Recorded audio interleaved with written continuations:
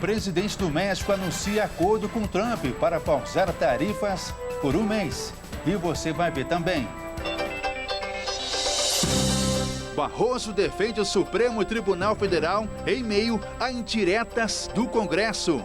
E lembro que todas as democracias reservam uma parcela de poder para ser exercida por agentes públicos que não são eleitos pelo voto popular, para que permaneçam imunes às paixões políticas de cada momento.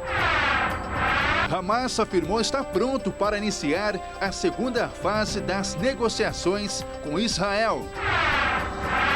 O resultado da primeira chamada do ProUni vai ser divulgado nesta terça-feira.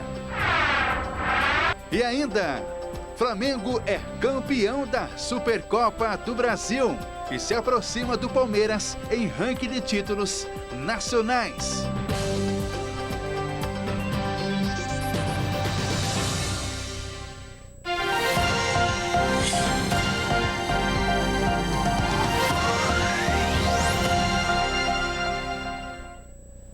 Olá, seja muito bem-vinda e bem-vindo. Nós estamos ao vivo agora, são 18 horas e 37 minutos pelo horário de Brasília. Eu sou Ismael Nascimento e a partir de agora você confere comigo as principais notícias desta segunda-feira. Em conversa com Trump, a presidente do México, Cláudia Sheinbaum, diz que as taxas de importação do México ficaram suspensas por um mês. Vamos conferir. Os Estados Unidos decidiram pausar a imposição de taxas de 25% nas importações do México. A negociação aconteceu nesta segunda-feira, segundo a presidente mexicana Cláudia Sheinbaum, após ligação com Donald Trump. As tarifas ficarão suspensas por um mês, afirma Cláudia. A taxação do México pelos Estados Unidos foi justificada por Trump como pressão para controlar a entrada de drogas pelas fronteiras entre os dois países. O México se comprometeu a reforçar as fronteiras com 10 mil militares para combater o tráfico de drogas, sobretudo o fentanil. Por outro lado, os Estados Unidos se comprometem a trabalhar para evitar o tráfico de armamento pesado para o México. A presidente mexicana afirmou que a equipe do governo começa a trabalhar com base em segurança e comércio. O presidente dos Estados Unidos também conversou com o primeiro-ministro canadense Justin Trudeau, que, assim como o México, também recebeu ameaças de taxações e que pretende revidar. Trump disse que a motivação das taxas são a regulação bancária canadense e o tráfico de drogas. As tarifas de importação impostas pelo presidente dos Estados Unidos, Donald Trump, a produtos do Canadá e China entraram em vigor no último sábado. O México, como vimos agora há pouco na reportagem, anunciou nesta segunda-feira que fez um acordo com Donald Trump que vai pausar as tarifas anunciadas por ele durante um mês. E para sabermos na prática como isso vai funcionar, vamos conversar com o economista César Berco. Boa noite, César. Seja muito bem-vindo ao nosso jornal. Boa noite, Ismael. Um prazer estar com vocês aí. O prazer é nosso. César, por que os primeiros países a serem taxados são o Canadá, China e México? Olha, desde a campanha, Trump já vinha ameaçando esses países de taxação no comércio. Ali, no caso do Canadá e do México, existe um acordo entre eles de livre comércio. Então, não tenha dúvida de que esse aspecto pesou nessa decisão do Donald Trump. Também com relação à China, em função do volume, né? Então, esses três países são altamente superavitários com relação aos Estados Unidos. Então, o Trump escolheu-os, né? Não se sabe se é realmente uma estratégia boa, que eu acredito que não seja, porque os mais prejudicados serão os próprios americanos. Então, do ponto de vista prático, né? Essas tarifas que foram estabelecidas, vai haver também retaliação, porque o próprio Canadá, por exemplo, já também taxou os produtos americanos. Então, perde as duas partes, mas perde mais os americanos, na minha visão. Perfeito. Meu caro César, para quem não sabe, explica, por gentileza, o que seria essa tarifa? Quando você importa um produto em um determinado país, existe um imposto, né, que é cobrado. E esse imposto é feito um acerto entre as partes para estabelecer tanto a alíquota de um país como de outro. Então, isso é feito através de acordos internacionais, com muita diplomacia, né? Então, é feito isso para quê? Para equilibrar a questão do mercado interno de produção. Senão você coloca produtos aqui no país e você vai ter dificuldade de desenvolver a sua indústria, as suas atividades. Então é feita uma tarifa, a cobrança. O que é importante dizer é que essa decisão americana ela foi unilateral, ou seja, foi só os Estados Unidos que tomou essa decisão. Então não houve nenhum acordo, nenhuma diplomacia, simplesmente foi impositiva. Então é por isso que está dando todas essas questões que a gente está observando, com relação aos países não aceitando essa posição e outros países preocupados com essa ameaça também já começam a falar para efeito de não acontecer o que está acontecendo com o México e com o Canadá e a China. E com essa imposição, como isso impacta na vida do consumidor? Olha, indiretamente o Brasil pode ser prejudicado em função do aumento dos preços dos produtos, gerando mais inflação, inclusive nos Estados Unidos. Acredita-se que esse percentual que foi cobrado do Canadá e do México vai talvez propiciar uma inflação de mais 1% nos Estados Unidos e também reduzir 1% no crescimento americano.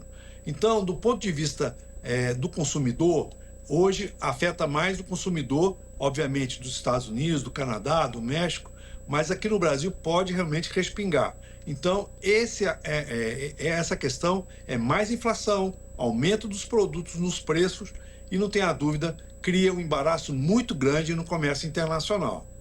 Para encerrar essa entrevista, como fica então esse embaraço na relação, por exemplo, entre Brasil e os Estados Unidos? Olha, nesse primeiro momento, o Trump já escolheu os países que ele aumentou a tarifa. Existe uma ameaça com relação ao Brasil, em função do Brasil integrar o BRICS, porque o Trump toda hora fala que vai aumentar a tributação para os BRICS. Agora, obviamente, a balança comercial Brasil e Estados Unidos é em torno de 80 bilhões de dólares. 40 bilhões para um lado, 40 bilhões para o outro. Ou seja, não existe superávit de nenhuma parte. Ou seja, é altamente vantajosa para os Estados Unidos e também é boa para o Brasil. Então, não acredito que nesse primeiro momento o Trump não vai tomar uma decisão incisiva no Brasil. O que é importante é o Brasil usar diplomacia, apoiar os países, mas, de fato, ele ser um grande espectador, porque nesse momento não há nenhum impacto direto no que toca ao comércio entre Estados Unidos e Brasil. Perfeito. Conversamos com o economista César Bergon. Muito obrigado pela sua participação e uma boa noite. Eu que agradeço e um grande abraço para vocês e um excelente programa. Muito obrigado. O Supremo Tribunal Federal retomou as atividades após o recesso.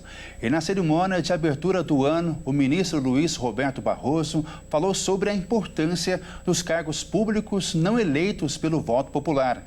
Para o ministro, esses cargos não estão sob as paixões políticas. O evento marca o início oficial das atividades do Poder Judiciário no Brasil após o recesso do fim de ano. A cerimônia contou com a presença de autoridades do Legislativo e do Executivo, do Procurador-Geral da República, além do presidente Lula e alguns outros líderes. Durante o pronunciamento de abertura do evento, o presidente do Supremo Tribunal Federal, Luiz Roberto Barroso, usou a oportunidade para defender a atuação dos ministros da Corte, dizendo sobre o papel importante que é exercido pelos agentes públicos não eleitos pelo voto popular. Para o ministro, a presença destes é fundamental, pois eles estão imunes às paixões políticas. E lembro que todas as democracias reservam uma parcela de poder para ser exercida por agentes públicos que não são eleitos pelo voto popular, para que permaneçam imunes às paixões políticas de cada momento. Esses somos nós. O título de legitimidade desses agentes é a formação técnica e a imparcialidade na interpretação da Constituição e das leis.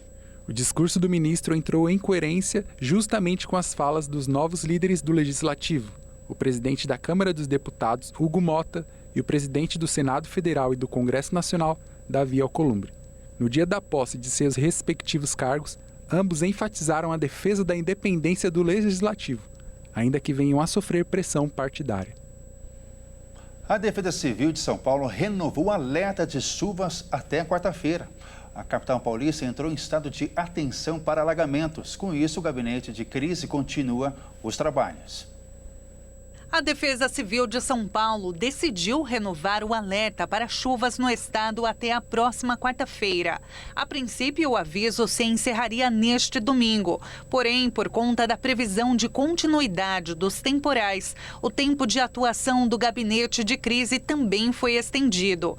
A Grande São Paulo ainda está em estado de atenção para alagamentos. O alerta foi emitido do CGE, o Centro de Gerenciamento de Emergências Climáticas. Isso vem ocorrendo devido ao clima abafado e os elevados índices de umidade que geraram áreas de instabilidade sobre a capital. As chuvas ocorrem na forma de pancadas isoladas, mas já começam a apresentar pontos de intensidade moderada. A zona de convergência do Atlântico Sul deve manter o tempo instável, com pancadas de chuva concentradas no final da tarde durante os próximos dias. O potencial para inundações e deslizamentos de terra deve permanecer elevado, devido ao solo encharcado e à continuidade dos temporais. O monitoramento da situação é feito em tempo real pelas autoridades. Novas orientações poderão ser divulgadas, dependendo da evolução do cenário. E veja a seguir, o resultado da primeira chamada do ProUni vai ser divulgado nesta terça-feira. E ainda, Flamengo é campeão da Supercopa do Brasil e se aproxima do Palmeiras em ranking de títulos nacionais. Nós voltamos já.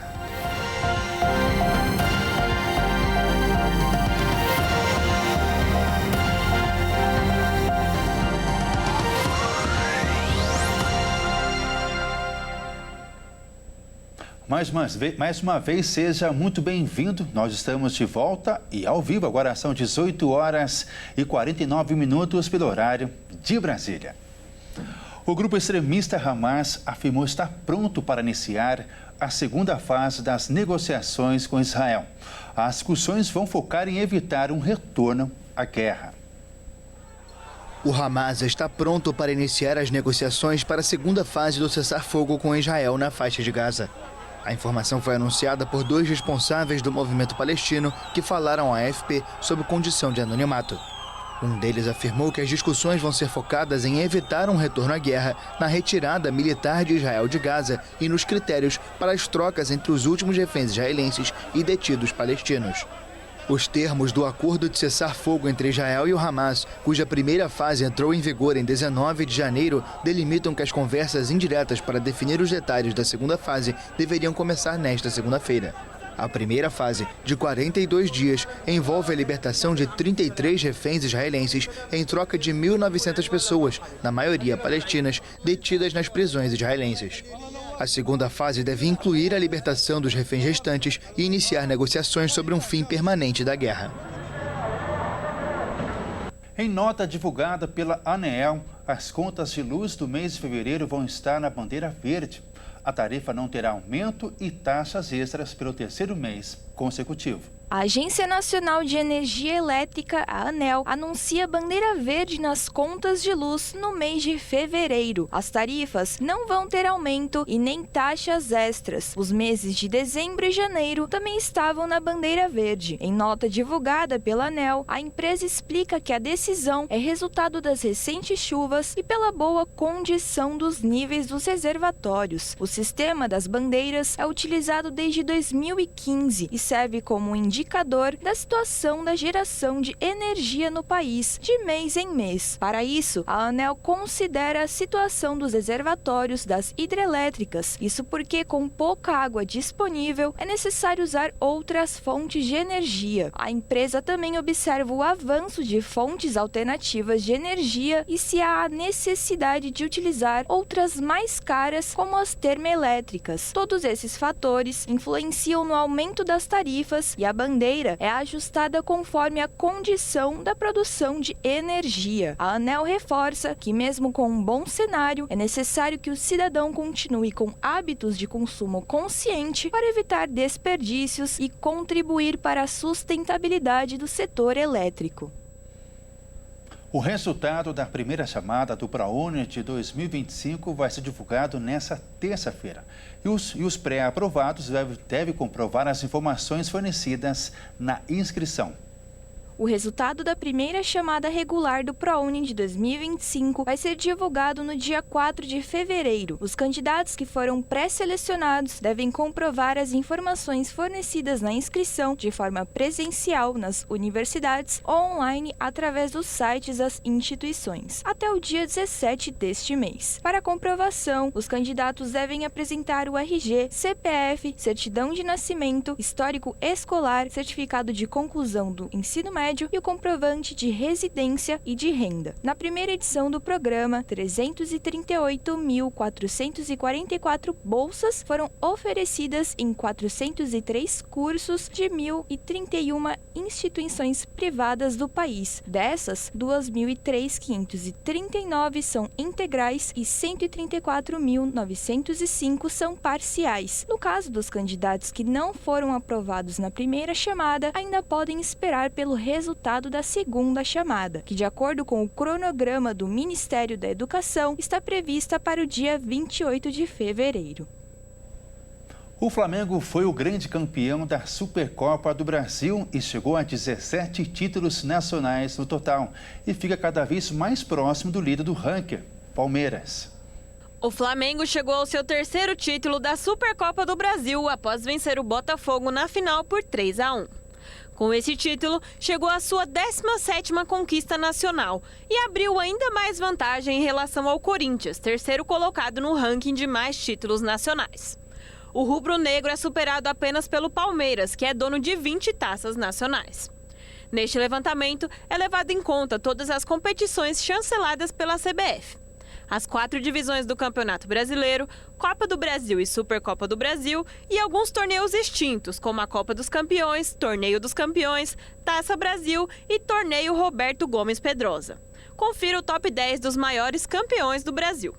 Em primeiro, Palmeiras, com 20 títulos. Em segundo, Flamengo, com 17 títulos. Em terceiro, Corinthians, com 12 títulos. Em quarto, Cruzeiro, com 11 títulos. Em quinto, o Santos, com 10 títulos. Em sexto, Grêmio, com 9 títulos. Em sétimo, São Paulo, com 8 títulos. Em oitavo, Atlético Mineiro, com 7 títulos. Em nono, Fluminense, com 6 títulos. E em décimo, o Vasco, com 4 títulos. Entre os estados brasileiros, São Paulo lidera com folga no total de conquistas, tendo 72 delas. Na sequência, Rio de Janeiro com 39, Minas Gerais com 26, Rio Grande do Sul com 15 e Paraná com 11.